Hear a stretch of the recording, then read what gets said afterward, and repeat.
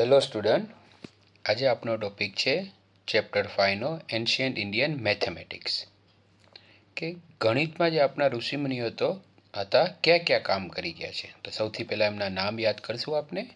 સૌથી પહેલાં આવશે આર્યભટ્ટ 476થી લઈને 550 એડી, ભાસ્કરા સેકન્ડ 1150 એડી, બોધાયાન એ એન્શિયન્ટ ટાઈમમાં હતા બીસીમાં, બ્રહ્મગુપ્તા 628 એડી, કાત્યાયાન એન્શિયન્ટ ઇન્ડિયામાં, Apastamba ancient India, Bhaskara and many more. આ તમે નામ યાદ કરશો એટલે ઘણું આસાન થઈ જશે. પછી શું કન્ટ્રીબ્યુશન એમને આપ્યું એ સમજવા માટે જોવું પડે કે કઈ કઈ વસ્તુ છે. જેમ કે સૌથી મોટું કન્ટ્રીબ્યુશન છે આજે આર્યભટ્ટનું છે એ છે ઝીરો. સિમ્બોલ ઝીરો એમને ડિસ્કવર કરેલો છે.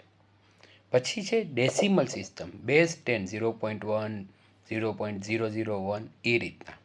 પછી એલજીબ્રા, જે બીજગણિત બોલે છે ને એ એલજીબ્રા છે. પછી geometry, shape and measurements, arithmetic, calculation, operation અને ટ્રિગ્નોમેટ્રી, એંગલ એન્ડ ટ્રાયંગલ રેશિયો. આ બધી ફિલ્ડમાં આપણા મહાન મેથેમેટિશિયને કામ કરેલું છે. ચલો જોઈએ એક પછી એક. એમ કે આર્યભટ્ટ હતા, એમનું શું કન્ટ્રીબ્યુશન હતું. તો એમને તો પહેલાં એના કન્ટ્રીબ્યુશન એટલું વધારે છે કે તેથી એમને ફાધર ઓફ મેથેમેટિક્સ કહેવાય છે.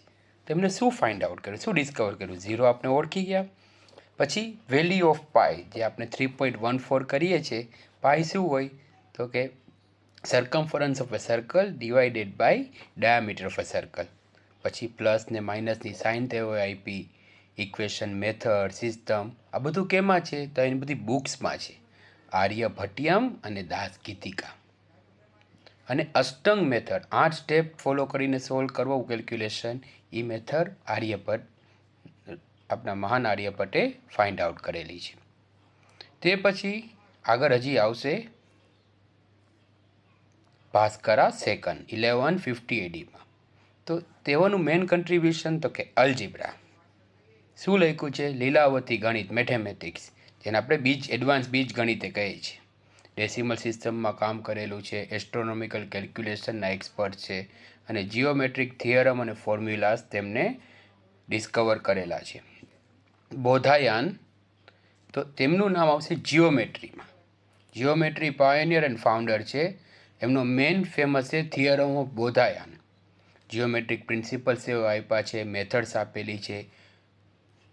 અને એન્શિયન્ટ જે મેઝરમેન્ટ સિસ્ટમ છે કેલ્ક્યુલેશનનું, તેમાં એમનું યોગદાન છે. એ પછી બ્રહ્મગુપ્ત, જે એડીમાં હતા, એમનું તો કે ઇક્વેશન સ્પેશિયાલિસ્ટ. પછી ટ્રાયંગલ પોલિસી થિયરમ. પછી છે બ્રહ્મગુપ્ત થિયરમ, જીઓમેટ્રી, ફોર્મ્યુલાઝ, ઇક્વેશન, વૈદિક કેલ્ક્યુલેશન, એડવાન્સ એલ્જીબ્રા મેથડ, એ એમનું કન્ટ્રીબ્યુશન છે. બીજા કયા સ્કોલર્સ હતા એમાં આપેલું છે. કાત્યાયન હતા તો એ બધા મેથ્સમાં કામ કરેલું છે. આપાસ્તંભાએ વૈદિક યજ્ઞશાસ્ત્ર, જે યજ્ઞ વેદિકા બને યજ્ઞકુંડ, એનો મેઝરમેન્ટ આપેલો છે. ભાસ્કરા જે હતા એ એલ્જેબ્રિકના માસ્ટર હતા. All contributed to foundation, measurement, calculation system, geometric and arithmetic principle. છેલ્લે મેજર કન્ટ્રીબ્યુશન જોઈ લઈએ. Zero, revolutionary numerical concept. Decimal system find out કરેલી, ફાઉન્ડેશન ઓફ મોડર્ન મેથ છે, જે આજે ડેસિમલ વગર modern math, space technology possible નથી. Sign આપી, positive and negative. Algebra, geometric theorems આપ્યો, value of pi and advance calculation method. એનાથી impact શું થયો? તો આ બધી વસ્તુના કારણે zero revolutionize mathematics globally. Decimal system became universal standard. Universal standard મતલબ આખી દુનિયાને ફોલો કરે છે. આ જ વસ્તુ મિડલ ઇસ્ટમાં ગઈ, યુરોપમાં ગઈ. આજનું જે મોડર્ન સાયન્સ છે એનો પાયો બની. કીધું ને, કોમ્યુનિકેશન હોય, ટ્રાન્સપોર્ટેશન, જે રીતની સ્પેસ ટેકનોલોજી, એનો બેઝ આ બન્યો. એન્શિયન્ટ સ્ટેજ, આ બધી બુક છે આપણી Aryabhatiyam, still studied in university. Technology, engineering rely on this. એ રીતે આપણે દુનિયાને એટલે લખીએ છીએ ઇન્ડિયાઝ gift to humanity mathematics, language of the universe. આખું યુનિવર્સ સમજવું હોય તો મેથ્સથી સમજી શકો. તો આજ માટે આટલું રાખશું.